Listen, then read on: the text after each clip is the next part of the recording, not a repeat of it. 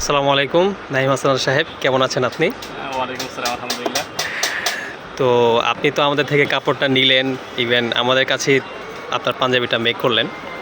তো ওভারঅল এখন আপনি ট্রায়ালটা দিলেন, কীরকম মনে হচ্ছে?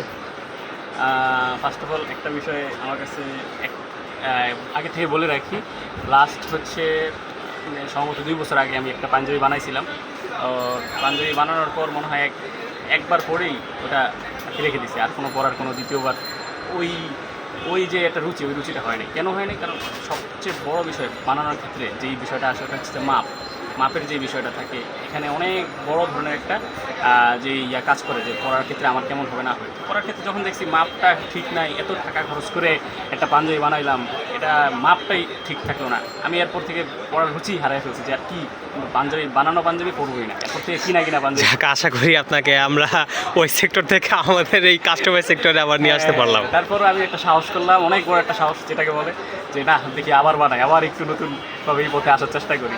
তো আমাদের ইয়াসরিফ এখানে একটা, আমাদের মিরপুর কোন জায়গায় যেন? মিরপুর 1 নম্বর কোঅপারেটিভ মার্কেট, 2nd ফ্লোর। হ্যাঁ, তো আমাদের এখানে একটা আছে, ওখানে আমার আছে একজন বড় কারিগর, বিশিষ্ট কারিগর। যাই হোক, আমি প্রথম মাপ দিলাম, দেওয়ার পরে আমার একটা তারপর সন্দেহ কাজ করতেছি কেমন না কেমন হবে, যেহেতু ওই রিস্কটা আছে।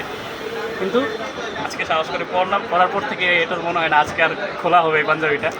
এই সব দিক থেকেই যদি একটু দাঁড়িয়ে দেখাই, একদম মাপ থেকে শুরু করে পাঞ্জাবিটা হচ্ছে কি কাপড়ের, এটা পাকিস্তানি লোন ফেব্রিক দিয়েছি আপনাকে আমরা, সেটা হচ্ছে আরমানি ব্র্যান্ডের। এই কাপড়টা কিন্তু বেশ কয়েকটা কালার আছে, যে কালারগুলো আমি নাইম হাসান সাহেবকে দেখিয়েছিলাম।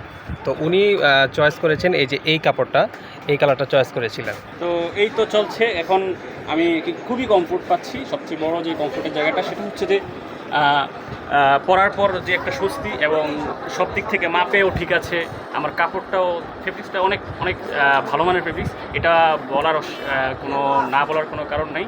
তো সব মিলিয়ে আলহামদুলিল্লাহ খুব ভালো লাগছে আমার। এখন মনে হয় না এইখান থেকে যে আবার একটা পথে ঢুকলাম, এখান থেকে মনে হয় না আর বের হতে পারবো।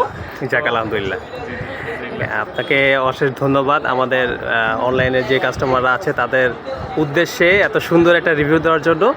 আর সবচেয়ে বেশি ভালো লাগার বিষয় সেটা হচ্ছে যে আপনাকে আপনার মন মতো একটা পোশাক তৈরি করে দিতে পেরে আমরা নিজেদেরকে গর্বিত মনে করছি। একজন ভিউয়ার্সদের জ্ঞাতার্থে আমি বলে দিতে চাই, যেটা হচ্ছে উনি হচ্ছে বাংলাদেশে বর্তমানে স্বনামধন্য একজন হাফেজ এবং কারি। তো কারি সাহেব, নাইম হাসান সাহেব, আপনাকে অনেক ধন্যবাদ। ঠিক আছে, আসসালামু আলাইকুম।